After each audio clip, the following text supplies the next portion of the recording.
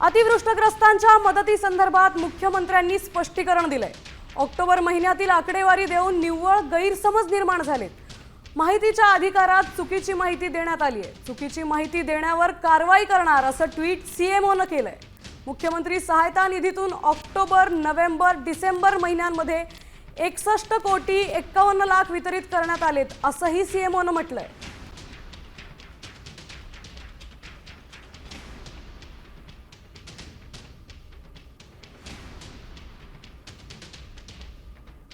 एकट्या ऑक्टोबर महिन्यातील आकडेवारी देऊन निव्वळ गैरसमज निर्माण होतात। याशिवाय ही माहिती सुद्धा चुकीची आहे असं देवेंद्र फडणवीसांनी ट्विट केलंय। मुख्यमंत्री सहायता निधीतून ऑक्टोबर, नोव्हेंबर, डिसेंबर या काळात वितरित मदत 61,51,698 रुपये इतकी आहे।